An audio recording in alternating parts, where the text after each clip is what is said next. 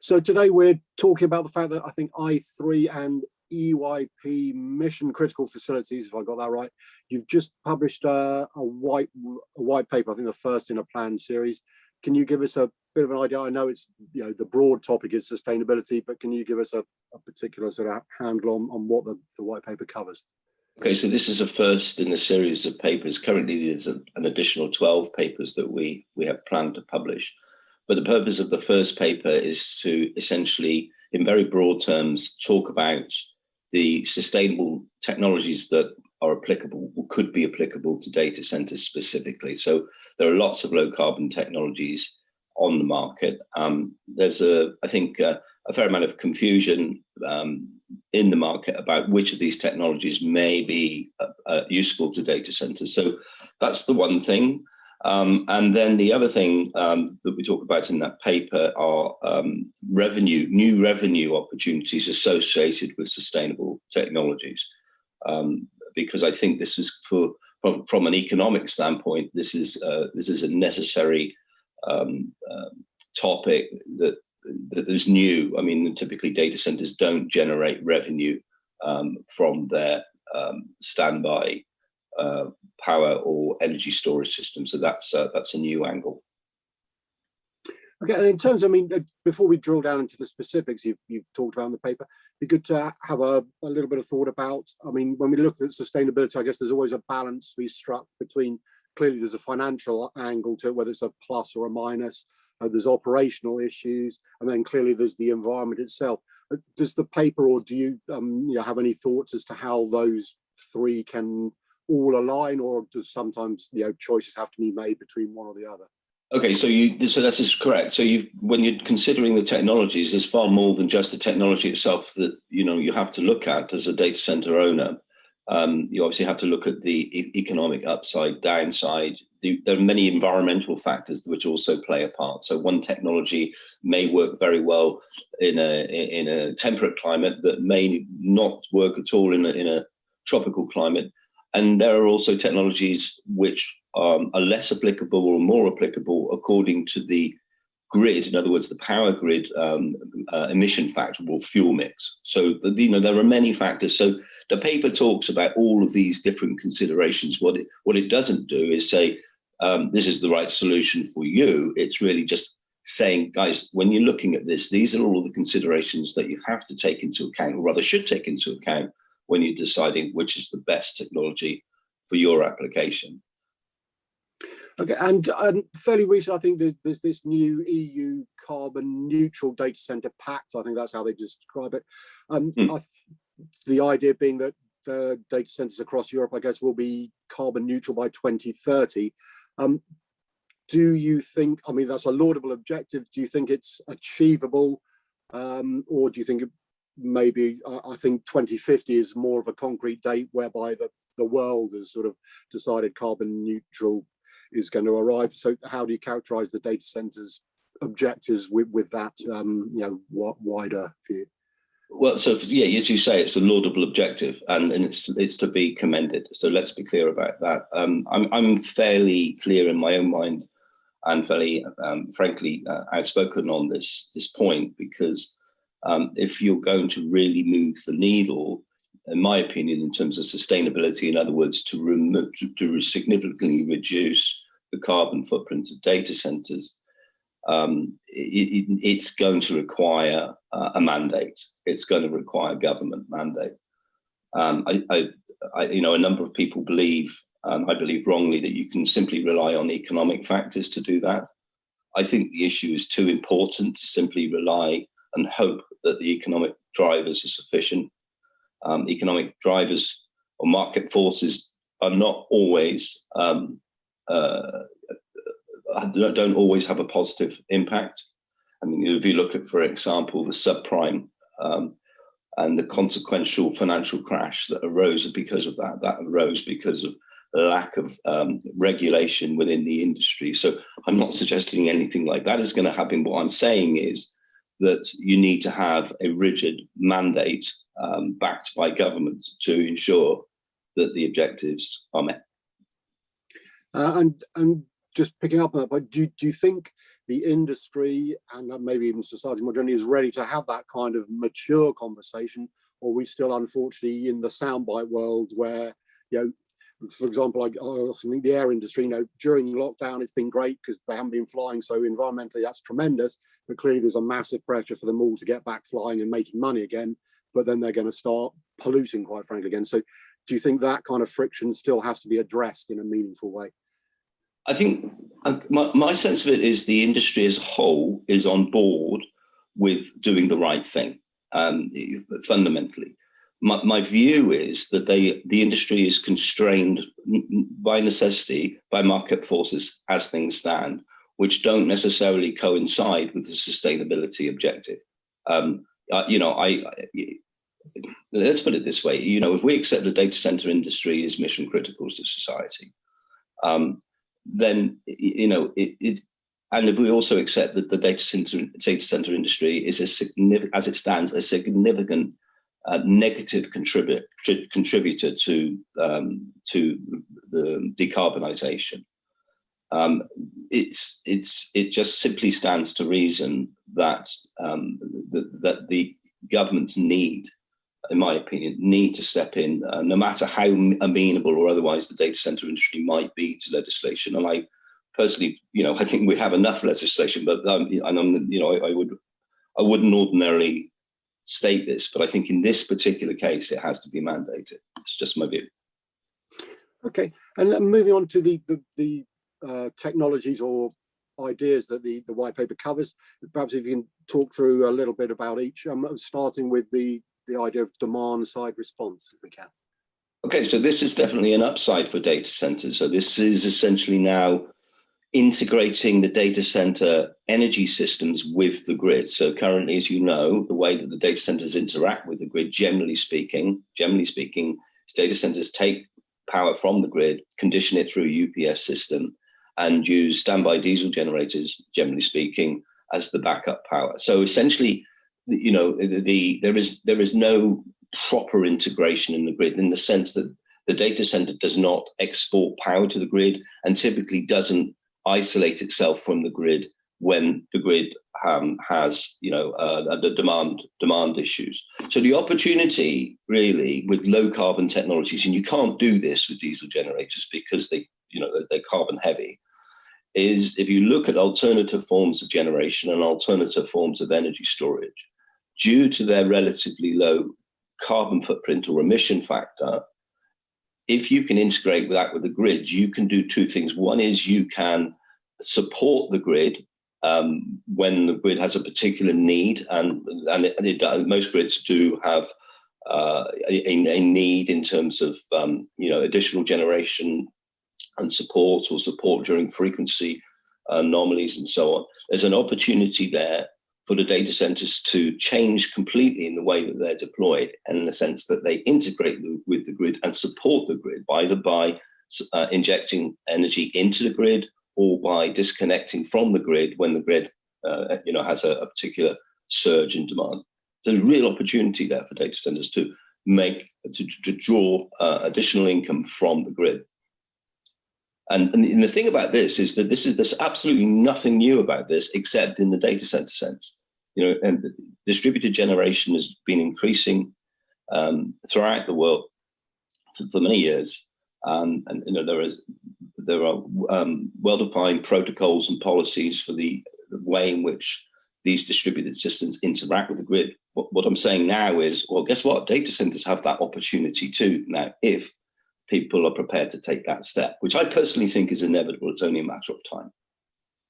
Okay, and I know, some people are reluctant to, because obviously you referenced earlier the mission critical aspect of data centers. They somehow think, maybe erroneously, that they're somehow, reducing the resilience of the facility by engaging in that activity. Is that just a myth, or is there a very minor risk that, if managed properly, shouldn't become a major obstacle? So this is one of the things that we're going to look at in a future paper, which is the reliability analysis and the availability analysis of when you introduce demand side response abilities within the data center, what that does to availability and reliability. people's concern is completely understandable. At the moment, it's all just words. So we're going to put some mathematics behind that. I don't know what the result of that at the moment is, Phil, but I'm pretty confident that we'll be able to show these systems are as reliable, if not more reliable, than the current setup. Okay, and then moving on, I think the next one you've referenced is data center power generation. So what's entailed in that? We're kind of on the same subject here. So, the point here being that the opportunity arises for data centers that are moving towards more sustainable solutions to look at the way in which they deploy their standby power. So currently, as you know, standby generators, and make a switch to more sustainable generation. And with that, potentially, because the generation is sustainable, there becomes this opportunity to export to the grid or use that as prime energy or primary energy to drive the data center and have the grid in reserve. And similar opportunities exist from an energy storage point of view, again, supporting the grid and also supporting the data centers, bi-directional, unidirectional microgrids, essentially. Okay, and I know in the wider world, sort of energy storage, huge great batteries, etc., is looked as a possible way forward. Is that similar in the data centers? We're talking about ranks and ranks of batteries that they will have, and that's where the energy storage is going to happen, or is that something else we're looking at? May well. I mean, again, the jury is out on that. There are lots of different battery technologies. There's some very interesting battery technologies which are still in development or have recently been introduced to the market. I'm not going to call them out, but there are some great examples of this. But it's not just batteries. There's other forms of energy storage that need to be considered as well. Compressed air or liquid air, kinetic energy storage. There's even the nanotechnologies that could, maybe not yet, but in time be used as energy storage. But the point being, whether it's batteries, nano, compressed air, kinetic, no matter what it is, if you look at the solution and you can convince yourself that the solution is adequately robust, is cost effective, then it's a win-win. It's a win-win for the operator and it's a win-win for the grid. Okay, then moving on to perhaps a slightly different topic. You talk, I think the paper covers sustainable energy trading. So where does that fit? So this fits in terms of the demand side response. So the idea potentially would be for those data centers that are willing, that adopt the low carbon generation or indeed energy storage solutions, the opportunity exists to coexist with the grid and trade energy back into the grid on demand as the grid calls for, whether it is short-term support in terms of frequency response, which would be a good application of, say, the battery technologies, or the short-term energy storage technologies, or the longer-term generation, whether that's gas reciprocating engines or in gas turbines, could be used to support the data center and the grid on demand from the grid. And there are some big upsides financially for a data center owner if they're willing to consider that. And in terms of that, excuse my ignorance, I mean, is there already a market for this? Is there? I mean, I'm not saying it's happens in London on the stock exchange, but is there a formalized energy trading and sustainable energy trading platform, or is that something that needs to be developed to take account of? No, this exists already. I mean, right. Certainly in developed countries, this is, as I mentioned earlier, in distributed generation, in other words, private generating facilities, renewable private generating facilities, have existed on the grid to support the grid for a long, long time. All the protocols are in place. Of course, it introduces a new level of complexity from an operator's point of view, but the technologies are not new. The question is, are the data center owners interested in tagging on to this as an additional income source to the income from the end users, the tenants of the data center?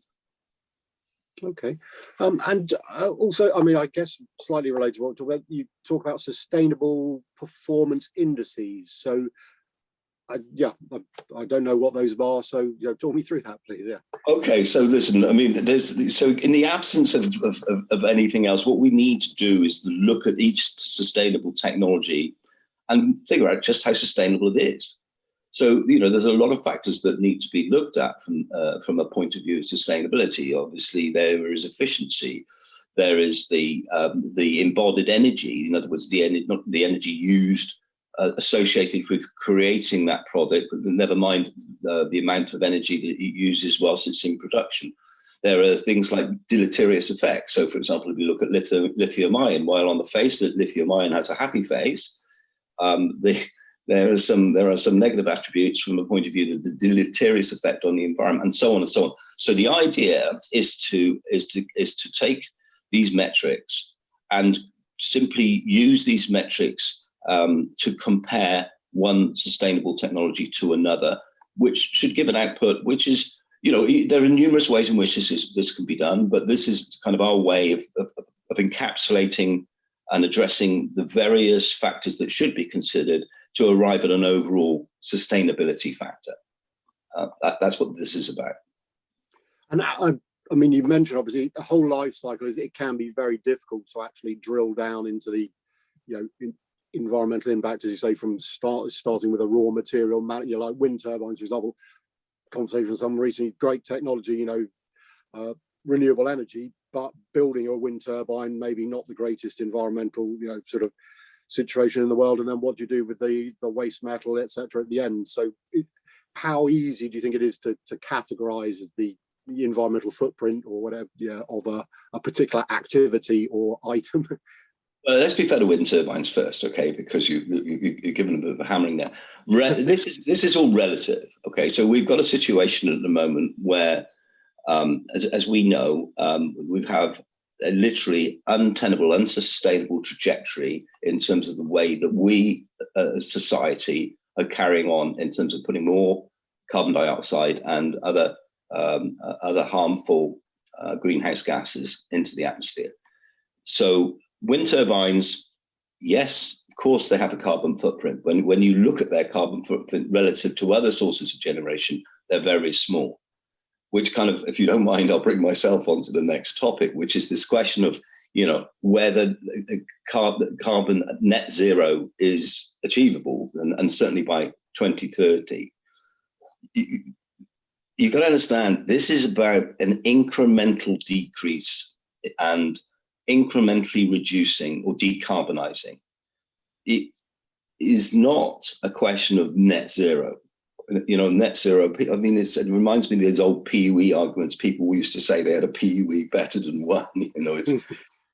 We're going to be using carbon one way or another. Now, we may, through the technologies that we adopt, be able to do better things in terms of efficiency and what we do with the byproducts of generation or energy storage. There's no question about that.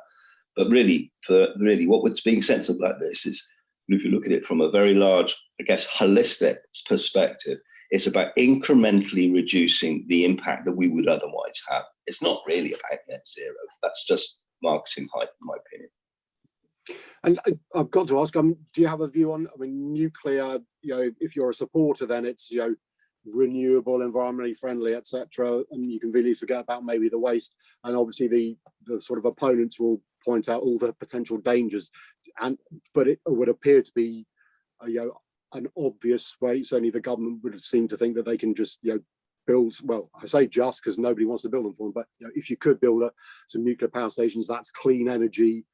But how would you characterize nuclear power in this? Okay, so there's actually, you mentioned that, but there's also talk, more than talk, about data centers having their own small fission plant. I'm not sure if you're aware of that. Mm-hmm. So it's a tricky one, isn't it? On the one hand, you only have to look at Fukushima, you only have to look at Chernobyl, and the answer is a big red cross. We're not going to do it. You don't need me to explain that to you. I think this is, unfortunately, not something you can easily quantify. On paper, nuclear has got a very much reduced emission factor from a grid standpoint.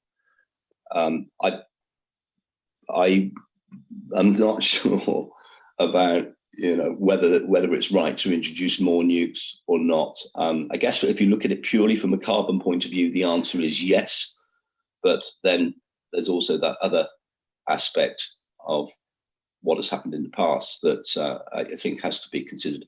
In a way, it's a bit like the deleterious effect that some of these technologies may be having on the environment as well, which don't actually count towards embodied energy, or may not count towards carbon, but the deleterious effect. So I guess it's akin to that. Sorry, I'm kind of not trying to dodge the question. It's just I don't clear view on it. But that's interesting, because again, you mentioned earlier you think legislation is the way forward, and without trying to get too political, do you think this government, or indeed any other, has the wherewithal and the will to have this level of debate? Because you say, nuclear, for example, or a lot of these other things, to understand it and discuss it in a mature fashion, as opposed to sort of polarize people into, it's all bad or all good. I don't think anything is going to be discussed until we've got empirical data. And at the moment, we don't have empirical data we need. We need this. We need to know what the data center industry is doing on country by country level in terms of its carbon impact. And let's see what the impact is. If you look at Ireland, for example, Ireland, we know, based on the statistics, data, what's being built there, what is about to be built there, has, relatively speaking, a massive data center energy footprint. But Ireland's dealing with that, in my opinion, in the right way, with the way that it's using renewable energy and embedded generation to handle the growth in their data center sector. It's difficult to say, Phil. We need those studies. We need the studies to say, right, what's the carbon damage on a country by country basis, in order to determine whether legislation is necessary. I've already stated my view. And just sort of before we wrap up, do you think the data center industry will be willing, because I know it's notoriously difficult to research and find out accurate information about size of data centers, numbers, etc. Do you think the industry will welcome and sort of engage in that kind of activity, or because they're a little bit on the back foot, maybe it will be difficult to uncover the exact picture? I think it'll be incredibly difficult. And I remember doing a study, I've got to be careful what I say here, let's say for a government, and the government wanted to know, this is back in the day, they wanted to know what the PUE was of all the data centers that they had, and so we went and spoke to all the data center operators, and eventually I think we ended up with about 25 data points. And of course the data came back and everybody looked at it and said, well, that's much better than we thought it would be. But here's the problem. Only those countries that had an efficient system contributed to the survey. All the inefficient ones didn't. There's the answer. Okay, and as we wrap up, you referenced earlier another white paper, what I was going to look at.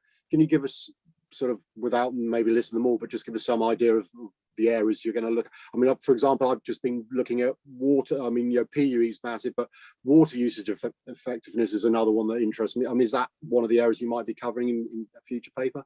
And at the moment, water usage effectiveness is not a specific topic that we're looking at. What we're looking at really are technologies, as opposed to metrics like WUE or CUE. Yeah. So we're going to look at energy storage as a topic. We're going to look at hydrogen as well. We're going to look at try to quantify the financial upside and downside of demand-side response for particular technologies. Of course, there's the roadmap itself. One of the things that we haven't spoken about publicly that I think we kind of zoned in at the moment is all the legacy data centers, and whether in fact it's possible, viable, to convert from standby diesel engines to, say, gas reciprocating engines. Whether that's viable, because potentially that's if it did work out, be quite a useful contributor to decarbonisation. Basically, the whole myriad of topics, sustainability based, technology based, with an assessment of the sustainable benefits associated with each one. Okay, and maybe if I can.